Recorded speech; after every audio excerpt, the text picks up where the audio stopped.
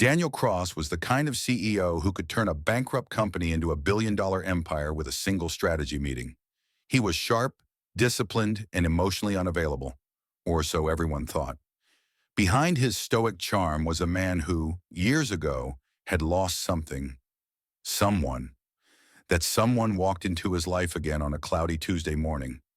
Daniel had just wrapped up a tense boardroom meeting when his assistant nervously approached. "Sir, there's a woman here with her daughter. She said she's here to apply for the receptionist job." Daniel sighed. "Tell HR to handle it. She asked for you by name." That made him look up. Moments later, the glass doors opened, and there she was, Emily Carter, the only woman he'd ever loved, the one who left without a word 7 years ago. But it wasn't Emily who made his heart freeze. It was the little girl standing beside her. She had soft curls, a tiny backpack shaped like a cat, and eyes that mirrored his own. He stood there stunned, locked in place as memories flooded back. Late night studying in college, her laugh, the letter she said she'd write but never did, the goodbye he never got. Emily looked just as stunned to see him. She hadn't expected him to be the CEO. She thought Daniel had gone corporate, not climbed all the way to the top. "This is Maya," she said, her voice barely a whisper. "She's 6. He looked down at the girl and then back at Emily, all color draining from his face. "She's mine." It wasn't a question. Emily nodded. "I wanted to tell you, Daniel. I tried. But by the time I found out I was pregnant, you had already moved on. At least that's what I thought."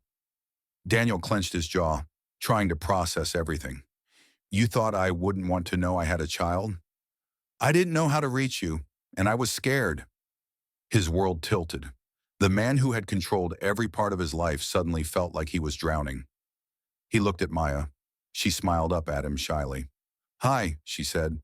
And in that one word, soft, innocent, filled with curiosity, he knew his life would never be the same. That afternoon, Daniel canceled all his meetings and invited them both to his penthouse. Emily was hesitant. "Why are you doing this?" "Because I lost 7 years," he said. "I'm not losing another minute." At his place, Maya quickly made herself at home, drawing pictures, asking questions, giggling at his attempts to guess her favorite cartoon. Daniel watched in awe. She was bright, imaginative, and full of life. "You're amazing with her," Emily said, watching them. "I didn't expect that." "I didn't know I had it in me," he replied. "Turns out I just needed the right person." Emily gave him a look. "What do you want, Daniel?" "I want to know her. I want to be part of her life, and yours." Emily looked away. "It's not that easy." "I know, but can we try?" Over the next few weeks, Daniel became a fixture in Maya's life. He picked her up from school, took her to science museums, taught her how to play chess, though she preferred checkers, and every time she called him Mr. Daniel, he waited, hoping one day she'd say Dad. Emily began to soften too. She'd watch him laugh with Maya and see glimpses of the man she fell in love with, the one who used to burn toast but leave love notes in her textbooks.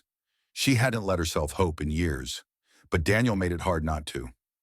One evening after Maya had fallen asleep during movie night, Daniel turned to Emily. "I don't want to tiptoe around this anymore," he said.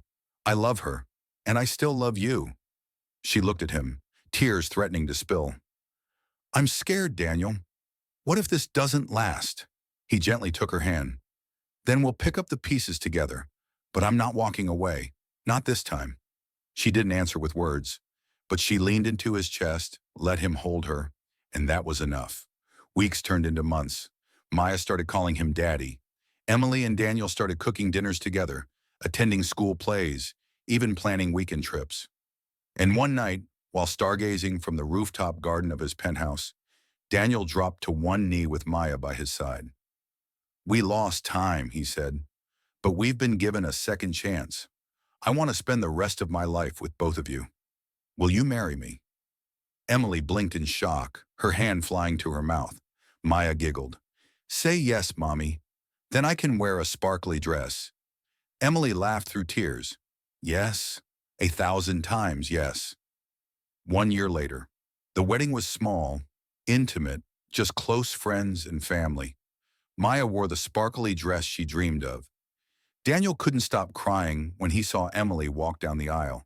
When the officiant said, "You may kiss the bride," Maya clapped so loud the guests laughed. Later that night, Daniel tucked her into bed and whispered, "Thank you for finding your way into my life." She smiled sleepily. "You're my superhero in a suit, Daddy." And with that, the final missing piece of Daniel's heart clicked into place. He hadn't just found the woman he lost. He'd found a daughter, a family, a second chance, and he wasn't letting go.